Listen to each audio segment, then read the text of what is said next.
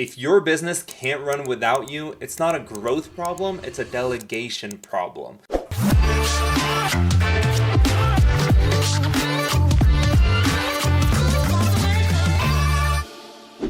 And it's actually where most business owners get stuck. They're doing everything themselves and handling everything within the business, and they're wondering why they are not scaling. In this video, I'm going to talk about why delegation is so important for every business owner out there and give you my personal framework, a simple 3-step process on how to effectively hand over and delegate tasks to your team or your future team. So let's get right into it. Here's the reality. In the beginning of running your own business, doing everything yourself is completely normal and honestly exactly how it's supposed to be.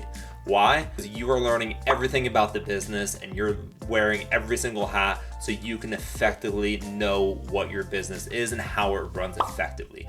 This is extremely important. However, at some point, that stops working. The reason why is because everything right now is running through you. Every email, every follow-up, every opportunity, every new client onboarding, every client experience, everything. Don't forget about social media and finances and everything like that. You are being overwhelmed. You are wearing too many hats at this point to effectively scale. I remember being in this position myself as well. Back when I was scaling a real estate team from 3 agents all the way up to 30 plus agents, I was responsible for the back end. I was responsible for onboarding the agents, setting them up on the CRM, helping them with marketing, really doing everything. I was so busy every single day helping these agents as well as helping myself that I couldn't actually focus on growth and actually scaling and growing my business. Doing the important parts of working on my business instead of being stuck in my business. And that's when I realized, when a business coach came to me and told me, Evan, you have to stop doing everything, I started realizing that being busy does not equal growth. And if everything in your business relies on you to run perfectly, you are capping yourself from actually scaling and actually growing. Now here's the funny part. The majority of the business owners that I speak to on a daily basis, they know they have to delegate. However, every single one of them is scared for honestly 3 specific reasons. Number 1, no one will do it as good as me. And honestly, at the start, no one will because you've been doing this for so long. However, the point isn't to keep you in this space. The point is to give your time back so you can effectively leverage your growth and leverage your time. Number 2, it takes longer to explain everything. And honestly, that's true the one time that you have to explain it. However, if you're doing everything yourself every single day, you're feeling that hit and you're feeling that cost on your business as well as your own time every single day. And number 3, I just don't trust anyone. And honestly, this is a system problem because delegation isn't about finding the perfect person. It's actually to build the perfect system that works for you and your business and then finding the person to plug it into and take over that system for you. Create the system and trust will follow. And always remember this, you don't rise to the level of your effort, you fall to the level of your systems. I can't explain how important systems really is. So let me give you a really useful framework that I use myself over all of the years, which I also coach and give to all of my clients. I'm going to give you this valuable information right now. It's a super simple 3-step process to effectively delegate to your team or to get ready to delegate to a virtual assistant or your team. Let's get into it. Step number 1, this is trigger. You need a trigger for your process. Remember, we're building systems. We're not telling virtual assistants or telling your team to do tasks because now you're managing them every single day. What we want is once something happens, aka a trigger, we need a specific thing to happen. But what is this trigger? This trigger can be a lot of different things. I think systems as well as SOPs fall into specific buckets. It could be routine or it can be as they come task. So let's get into each of those buckets. Routine could be daily, weekly, monthly, quarterly, or yearly. Really however many that you want to do. But that means every single Monday at a specific time, let's say 8 a.m., I want to get and receive a debriefing on my week ahead about the meetings and everything that I need to prepare for and be ready for from my virtual assistant. The trigger is 8 a.m. on Monday. I have specifically highlighted that trigger for my virtual assistant to then do a specific process. When we're looking at as they come task, this is you can kind of look at it as an event trigger, right? Let's say a person commented on your content on LinkedIn. That's an event trigger. I want my virtual assistant to go into there and reply to that comment. So they need to be always notifying and looking at that notification that, okay, a trigger happened, I need to do the commenting. This could be very different for different types of industries. So this is where a virtual assistant is really customized to your team and what you're looking to do. With the real estate clients that I'm working with, one huge trigger is we have a new listing, right? The person that I was working with, they went and had a consultation. They booked that listing and they're going to list their house for sale. That is a trigger. Once they have that signed contract, they go into their CRM or they're going to Slack and notify the virtual assistant, hey, we have a new listing, we need to do our process, right? Gaining that new client and that new listing is the new process. For myself, an as they come task, an event trigger is when I get a new client. I have an onboarding trigger. I tell my virtual assistant, hey, we got a new client. Here's all of their information. Let's start the onboarding process. Step number 2, which is process. So process, right? We have a trigger, which is launching something. Now we need to do something, right? This is the important part. This is where you are currently stuck as a business owner, and where I was stuck for many years, honestly, is that process.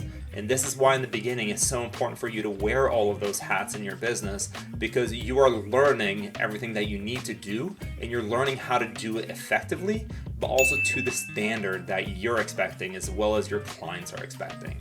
So how do we offload this process that you're doing to a virtual assistant or to your team? I'm a little OCD. I tell this to everyone. I need everything to be done exactly how I know it needs to be done.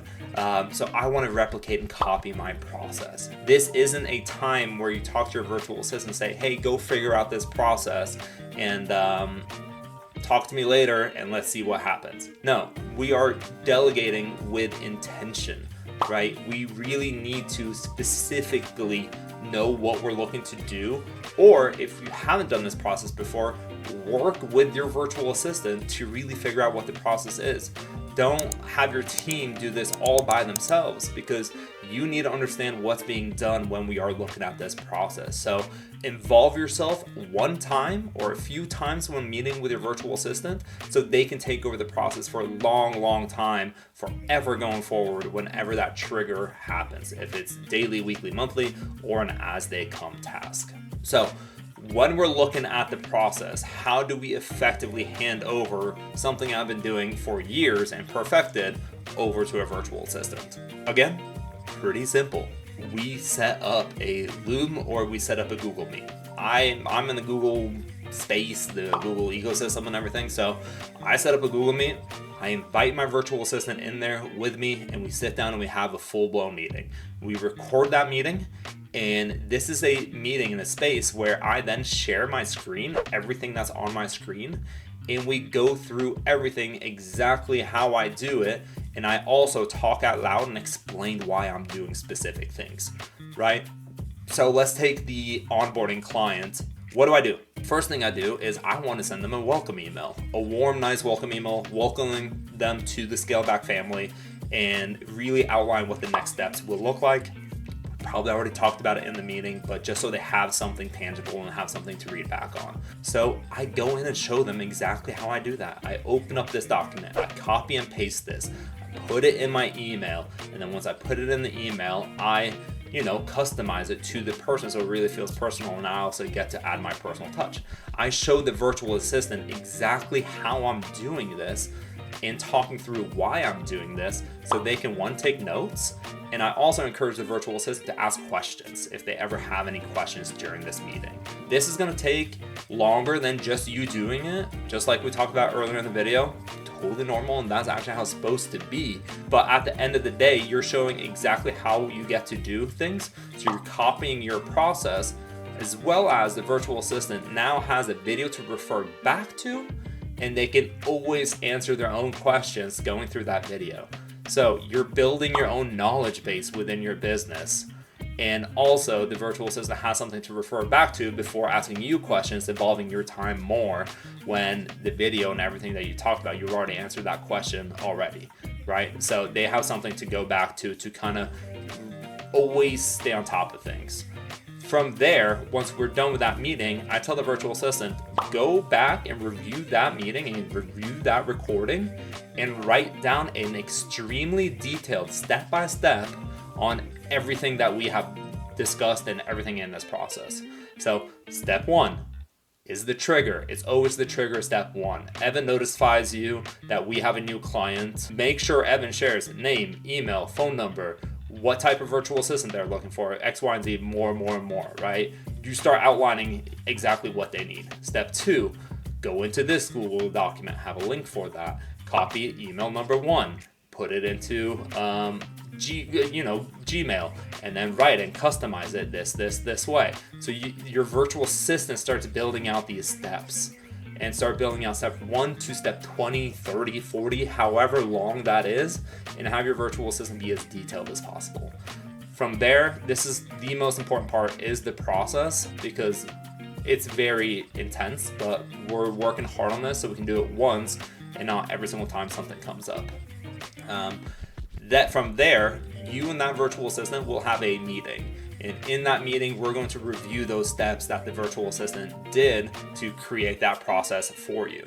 So when business owners come to me and they say, hey, I don't have all of these SOPs and these systems outlined for a virtual assistant to take over, I say, good, because the virtual assistant should be creating these processes with you following this framework. Because one, they're also training, and they're training themselves, and you're properly handing this over to them.